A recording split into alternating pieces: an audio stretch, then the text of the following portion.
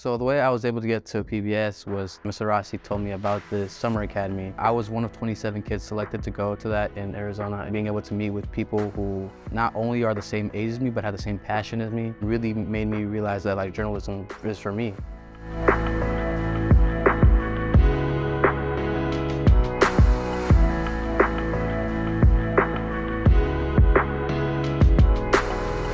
Hi, I'm Giovanny Soriano, and I am a journalist at East Leyden. So junior year, I had the teacher, Dr. Schuett.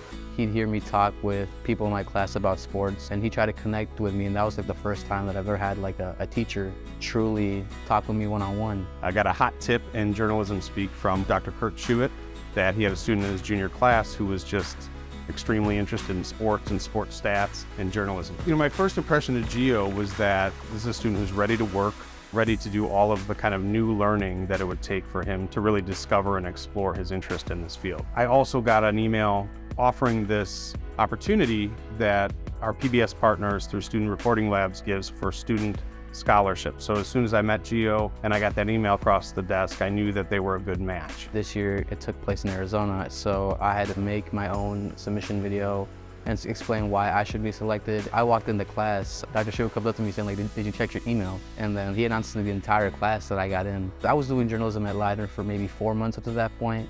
And just those 6 days, I learned way more in those 4 months because we all took turns doing everything. So it wasn't one person did camera, the other person did audio. Going into that, I've never used Premiere or any other greater editing software. So having those people with me and just go through the ropes of it with me was amazing because without it, I would have never learned. In Arizona, I made a video about these orphans who go to this cowboy camp. They stay there for a weekend and they learn to be cowboys. They ride horses, they shoot arrows. The biggest thing that we wanted to do was just take away the negativity and just show how much that these are just people and they should be treated the same way.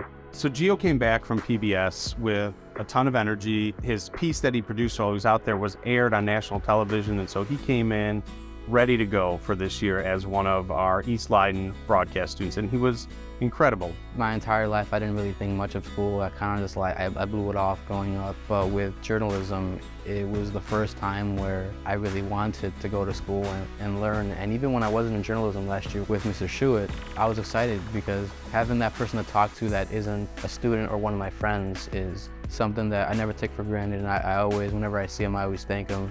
He's played a huge part of what I do, and without him, I wouldn't be in the position that I am today. What really kind of stands out about Gio's story is it started with just one teacher talking to a student about what they were interested in.